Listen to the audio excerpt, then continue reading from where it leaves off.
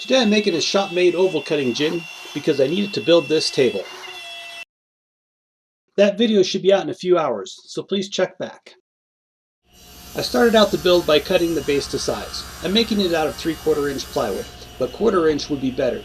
I just didn't have any on hand that wasn't shaped like a potato chip. Once the base was cut, I started milling up some scrap maple for runners. I jointed one edge and ripped the other, making both edges square.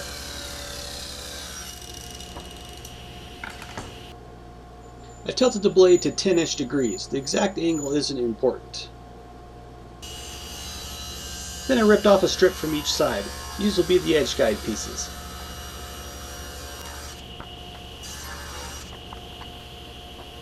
Then I ripped off a third piece with a bevel edge against the fence, creating a trapezoid shape. This will be my runners.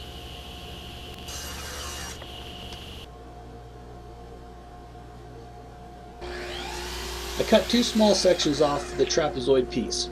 These will be the pivot points in the jig.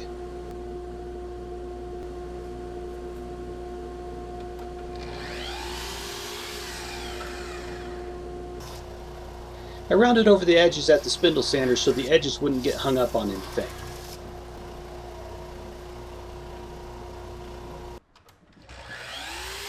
Then it was time to cut the edge guides to size. I mitered one end, then cut the other end to length.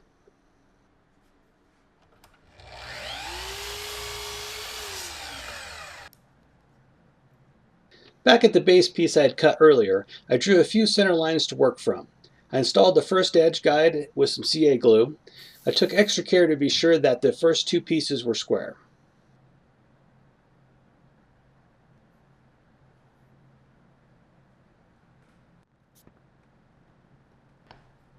Then I used the leftover length of the trapezoid piece as a spacer to install the other edge guides.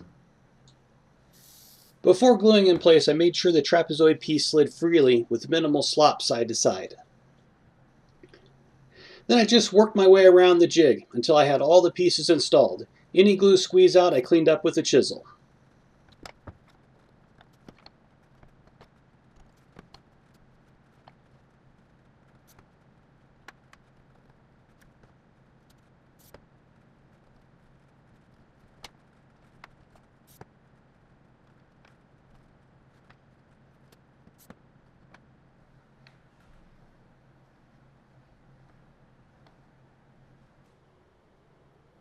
Once I had all the edge guides installed, I eyeballed the center of the edge guides and transferred those lines down the bottom of the base.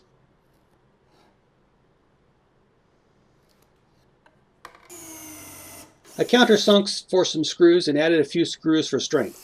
I just don't trust the CA glue bond against the strength of a runaway router.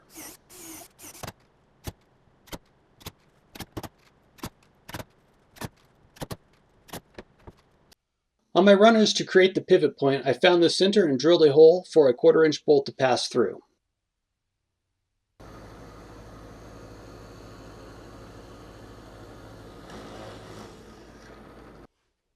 I traced the shape of the head of the bolt on the bottom of the runner and chiseled it out so the head was below the surface.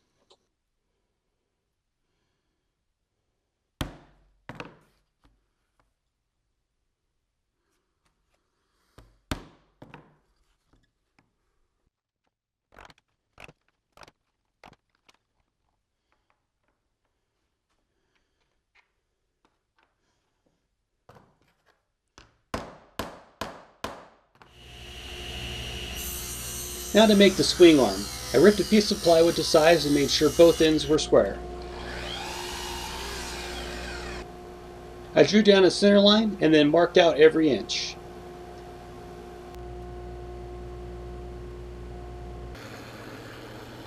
I headed over to the drill press and drilled them out so the bolts can pass through them. I did a little test run to be sure everything was running smoothly. I think after adding a little paste wax it will work perfectly.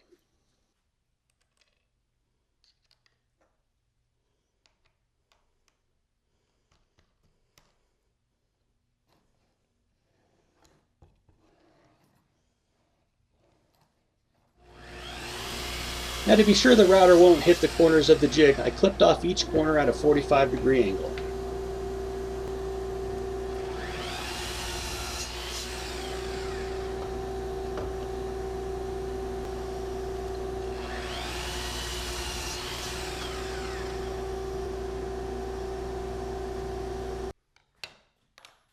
I'll have a set of plans on my website for this project that will call out for 1/4-inch plywood instead of 3/4 inches, so you won't have to do the next step with a standard router base. They're about a 1/4 inch thick. To make up the difference in thickness, I cut out a thicker base plate out of 3/4 inch plywood to screw to the bottom of the router. I just traced the base plate from the router and transferred the holes for the screws, countersunk them at the drill press, and then cut it out at the bandsaw. Now to attach the jig to the router. I measured the centers on the router where the edge guide usually attaches to, then transferred those measurements to a piece of plywood, drilled for the holes to go through, and used a Forstner bit to countersink them for the bolt heads.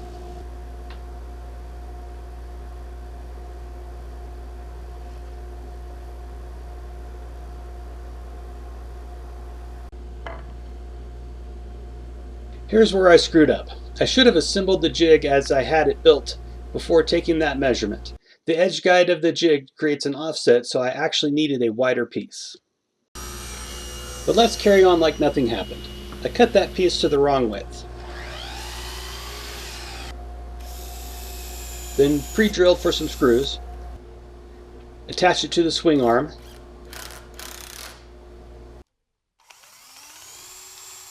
Clamped one side to hold it to the router while I pre-drilled and screwed the two pieces together.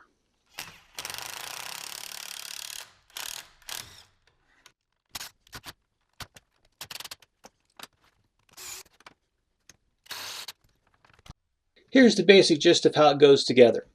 The holes on the swing arm are 1 inch apart, and the bolts that attach the jig to the router are longer than 1 inch. Those bolts give you the flexibility to adjust the width and length exactly to want your oval to be. Well, that's it for this build.